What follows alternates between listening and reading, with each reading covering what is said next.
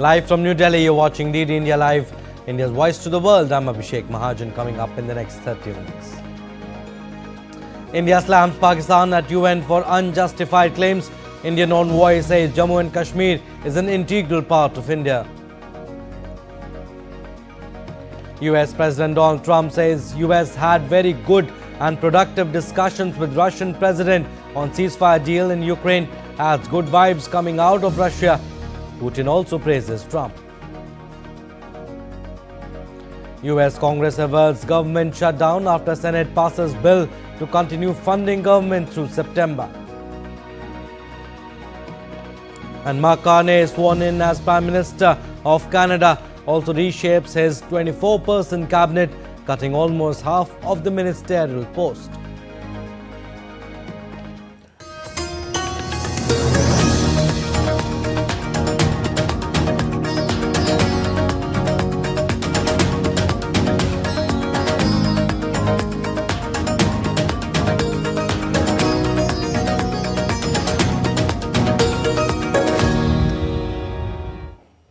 President Putin said that Russia will spare the lives of Ukrainian soldiers in his western Kursk region if Kiev orders them to surrender.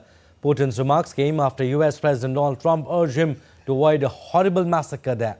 A report. Diplomatic efforts are underway to end Russia-Ukraine conflict. On Friday, US President Donald Trump said the United States has held productive talks with Russian President Vladimir Putin on ceasefire deal. Trump wrote, "We had a very good and productive discussions with President Vladimir Putin of Russia, and there is a very good chance that this horrible, bloody war can finally come to an end.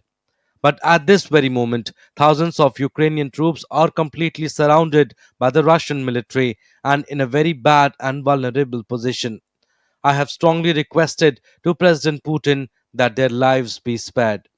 Trump said he sees good news coming out of Russia and he thinks Russia will make a deal on the Ukraine war. We've had some pretty good news coming out of Russia. We're hearing good things. Who knows? But we're hearing good things. They're in a very strong position militarily with quite a few Ukrainian soldiers, but hopefully nothing will happen with that. I've asked them not to let anything happen, and I hope that nothing happens. In the field, there's a very vulnerable group of Ukrainian soldiers right now that are actually surrounded. And that's not good because we don't want them to die. Enough people have died.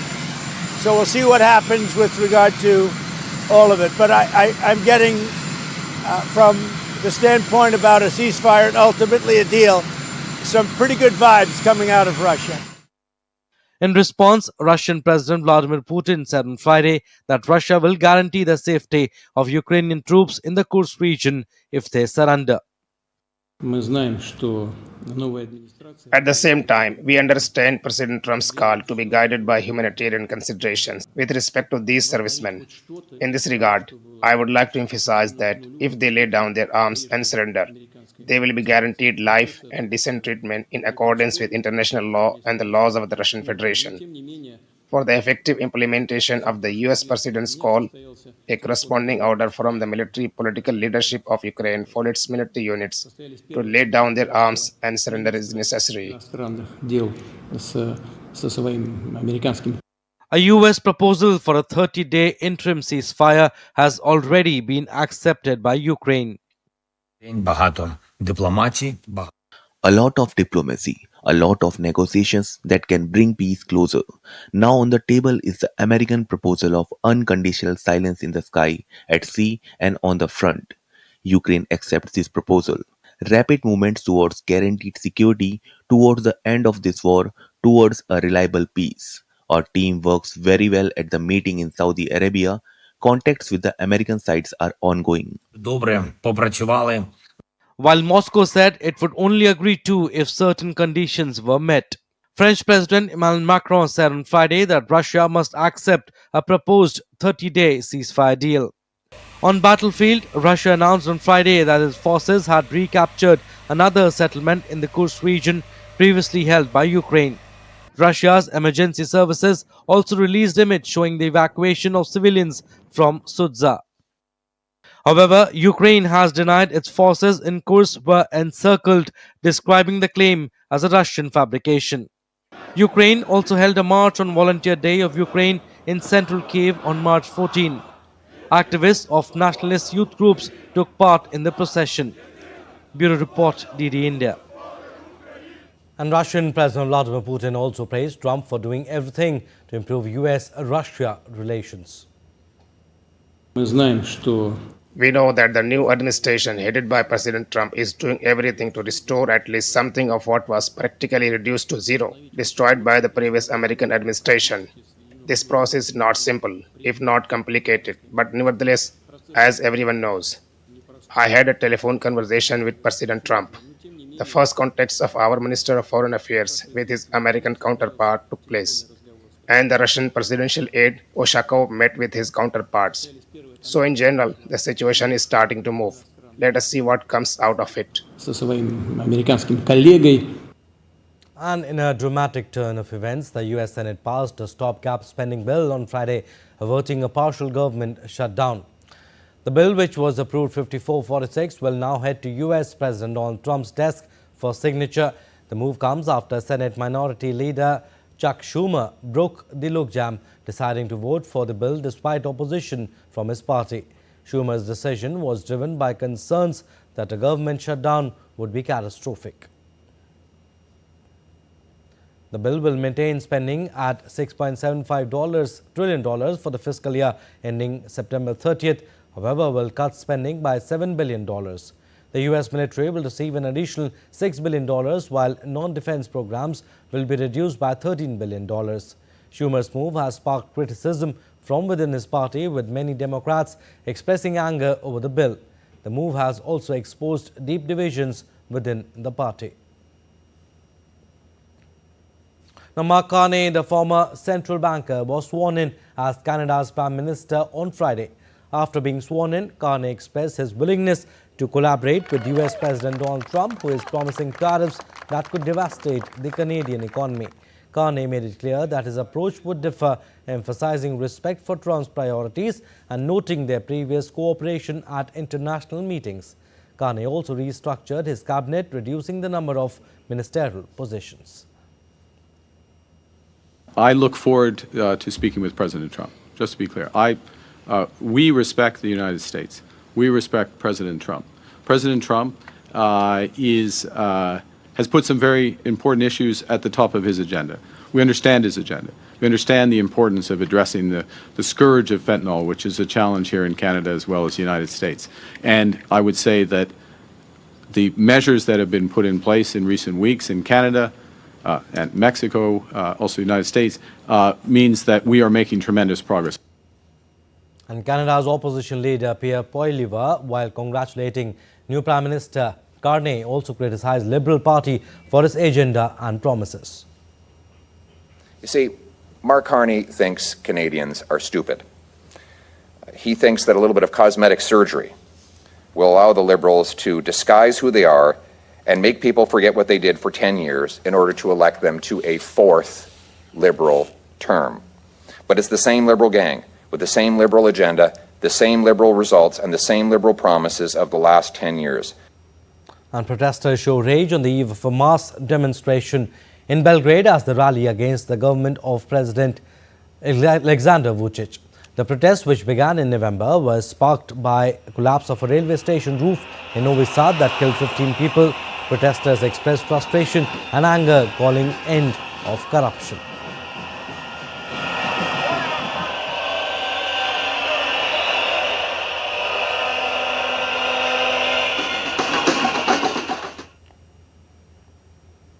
And demonstrators blame the disaster on corruption under Vučić's rule.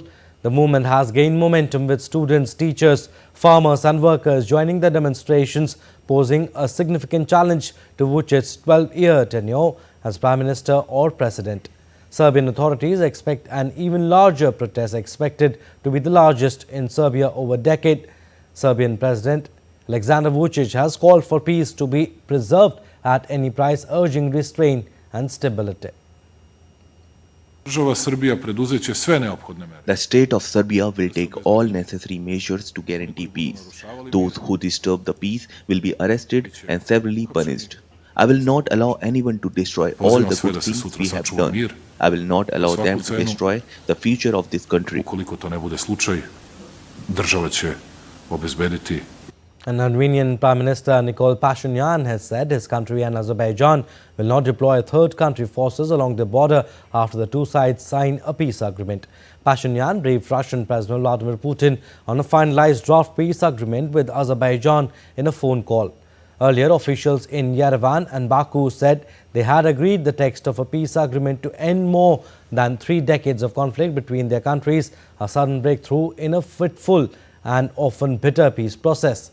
Russian peacekeepers completed a withdrawal last May from Karabakh, a region in Azerbaijan that had a mostly Armenian population and which Azeri forces recaptured in a lightning offensive in September 2023. But Moscow still has personnel in Armenia along its long border with Azerbaijan. Residents of Yerevan, Armenia have strongly opposed a potential peace treaty with Azerbaijan, expressing distrust in both their own Prime Minister Nikol Pashinyan and Azerbaijani President Ilham Aliyev. Many Armenians criticize Pashinyan as weak and believe the agreement could compromise their national interest. The announcement of the possible treaty comes after years of conflict between the two nations over the disputed Karabakh region. Azerbaijan gained full control of the Armenian populated area following a 24-hour military offensive in September 2023. Despite ongoing negotiations, tensions remain high, with many Armenians unwilling to accept a formal peace agreement. In the initial stage after signing the treaty, there can be peace for a short period of time, but afterwards, he will continue his demands again. He even says, Lake Sivan is mine too. Armenia was not there before. How can Aliyev talk about peace? I don't believe it.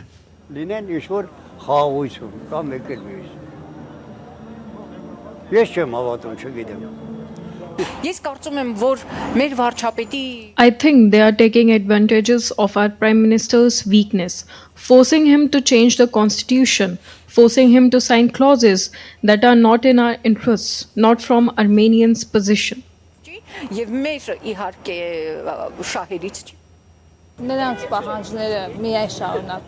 do not believe that the time will come when they will give up their demands. It is not possible. And I am sure that they will continue to make their demands, and as much as we give in, they will continue to demand more and more. So I do not believe in peace or in any change. Now, NASA and SpaceX on Friday launched a long-awaited crew to the International Space Station that will let them bring home US astronauts Butch Wilmore and Sunita Williams, who have been stuck on the orbital lab for 9 months. SpaceX Falcon 9 rocket lifted off from NASA's Kennedy Space Center in Florida, carrying 4 astronauts who will replace Wilmore and Williams, both of whom are veteran NASA astronauts and were the first to fly Boeing's BA-N Starliner capsule to the ISS in June. The duo previously made history in June when they became the first to fly aboard Boeing Starliner capsule to the ISS. However, during their flight, the Starliner encountered problems with its propulsion system, leading to a critical issue that forced an extension of their planned 8-day stay at the ISS and returned to Earth empty in September. A NASA official praises the successful launch at the Kennedy Space Center of the crew. It was great to see the Falcon 9 and Dragon lift off with an international crew from Russia, Japan, and America. That always gets me excited. But I know we made you wait a couple days to see that. Still to come on this edition of DD India Live. Thousands of Serbian anti-government protesters converge on Belgrade for a major rally. Philippines ex-leader Rodrigo Duterte appears before International Criminal Court by video link. And gold surges past $3,000 milestone in historic Safe Haven rally.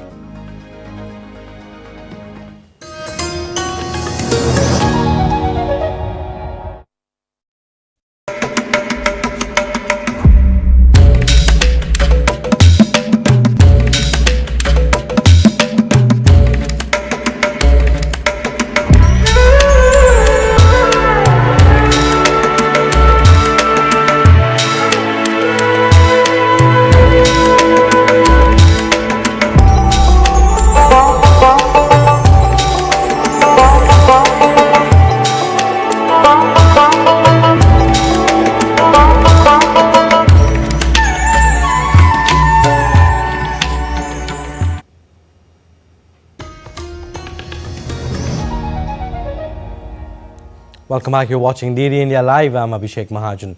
India slammed Pakistan at UN for its unjustified claims, delivering India's statement at the meeting to commemorate the International Day to Combat Islamophobia. India's permanent representative to the UN, Parvathneni Harish, said that Jammu and Kashmir was, is and will always be an integral part of India.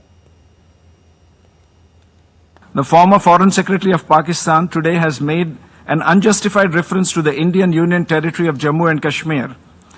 Frequent references will neither validate their claim nor justify their practice of cross-border terrorism. The fanatical mindset of this nation is well known, as also its record of bigotry. Such efforts will not change the reality that Jammu and Kashmir was, is and will always be an integral part of India. While condemning the religious intolerance against Muslims, the Indian envoy also noted that religious discrimination is a broader challenge that affects followers of all faiths. We stand united with the UN membership in condemning incidents of religious intolerance against Muslims. However, it's also imperative to recognize that religious discrimination is a broader challenge that affects followers of all faiths. We strongly believe that the path to meaningful progress lies in acknowledging that religiophobia in its various forms threatens the fabric of our diverse global society. Now, UN Secretary General Antonio Guterres visited Rohingya refugee camps in Bangladesh on Friday. He assured refugees that he would continue advocating for international aid despite financial challenges. Guterres inspected camps, met with refugees and joined over 100,000 Rohingya Muslims for iftar.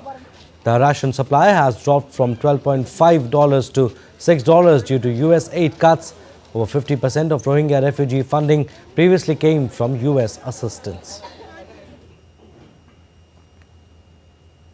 My voice will not end until the international community understands that they have the obligation to invest now to support the Rohingya refugees here in Bangladesh and to make sure that the people that already have suffered so much will not have an additional problem.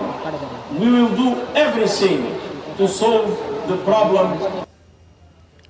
And former Philippine President Rodrigo Duterte appeared on a remote video link on Friday for his initial hearing at the International Criminal Court in The Hague, where he faces murder allegations stemming from his war on drugs. Duterte arrived in the Netherlands on a flight from Manila on Wednesday and was taken into ICC custody after being arrested by authorities on an International Criminal Court warrant. Prosecutors have accused him of crimes against humanity for what they call a systematic attack on the civilian population. And Philippine Vice President Sara Duterte claimed that her father, former President Rodrigo Duterte, was kidnapped and illegally arrested after arriving in the Netherlands. Sara described the situation as kidnapping rather than legal extradition, accusing the ICC of forcibly taking her father to another country. Rodrigo Duterte arrived in the Netherlands after being arrested on an ICC warrant for crimes against humanity. During his initial appearance on Friday, his lawyer stated that he was too ill to give evidence. If you talk to lawyers, they call it extraordinary rendition, but for a family member like me, that's kidnapping. Yeah. That's forcibly taking my father to another country and illegally arresting him. So that's clearly kidnapping. And former Philippine President Rodrigo Duterte is in Netherlands under heavy security, escorted by International Criminal Court officials as he faces charges of crimes against humanity, including thousands of extrajudicial killings during his brutal war on drugs. Take a look at DD India correspondent Mark Limburg's report from The Hague in the Netherlands. Do not question my policies because I offer no apologies, no excuses. I did what I had to do. Tonight, a dramatic turn of events in international justice.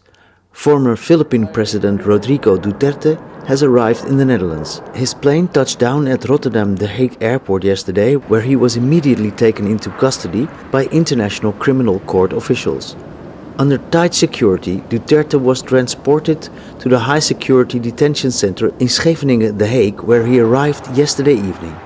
The prison is known for holding some of the world's most notorious figures. After entering the prison, he was transported to a special United Nations detention center. Duterte faces charges of crimes against humanity, accused of orchestrating thousands of killings during his controversial war on drugs. If convicted, he could face life imprisonment. He now joins a list of infamous detainees, including former Bosnian Serb leader Radovan Karadzic and Liberian warlord Charles Taylor. A historic case begins. Mark Limburg reporting for DD India from The Hague, the Netherlands. And Russian President Vladimir Putin held a video call with Venezuelan President Nicolas Maduro on Friday. During the call, Putin invited Maduro to Moscow in May for the 80th anniversary of the end of World War II, known as the Great Patriotic War in Russia. Putin also congratulated Maduro on the 80th anniversary of diplomatic relations between the two countries and emphasized their shared interest in strengthening bilateral ties. The Kremlin previously announced that countries including Armenia, China, Serbia, India and Brazil had accepted the invitation to participate in May 9 celebrations. And in a bid to promote Indian languages internationally, Consul General of India in Shanghai, Prateek Mathur, visited Shanghai International Studies University. He engaged in discussions with the Vice Chancellor and faculty of the university's Department of South Asia. SISU has housed a Hindi chair since 2013 to encourage Hindi learning in China. The initiative aims to further enrich the presence of all Indian languages both in India and abroad. A gold surpassed the critical $3,000 per ounce threshold for the first time. This surge was largely driven by beleaguered investors seeking the ultimate safe haven asset amid the turbulence in market. Traditionally viewed as a safe store of value during geopolitical turmoil, bullion has risen nearly 14% so far this year, driven in part by concerns over the impact of Trump's tariffs and a resultant sell-off in stock markets. World Consumer Rights Day is being observed today to highlight the importance of consumer rights and protection. The day was first marked in 1983, inspired by President John F. Kennedy's 1962 speech. The 2025 theme is a just transition to sustainable lifestyles. It focuses on making sustainable choices accessible and affordable. The campaign calls for stronger consumer protection and empowerment. It emphasizes the need to uphold consumer rights globally. And a secretive London court hearing on Friday reportedly addressed Apple's appeal against the British government order to create a backdoor to its encrypted cloud storage systems. The order, issued in February, demands access to encrypted messages and photos, including those of users outside the UK. In response, Apple removed its advanced data protection feature for new UK users. The case's details remain classified, with neither Apple nor the British government confirming the technical capability notice. The Investigatory Powers Tribunal, which handles allegations of unlawful intrusion, held 6-hour hearing behind closed doors. Civil rights groups, including Privacy International and Liberty, have challenged the case's secrecy and the technical capability notice. And the Women's Premier League 2025 final will be played between Delhi Capitals and Mumbai Indians today at the Brabourne Stadium. This is the third time in a row that Delhi Capitals have made it to the final of the 5-team tournament, and the McLanning-led side is looking to win their first title. The Delhi Capitals versus Mumbai Indians battle is a repeat of the inaugural season's finale. The Mumbai Indians won the first season, while Royal Challengers Bengaluru won the second edition.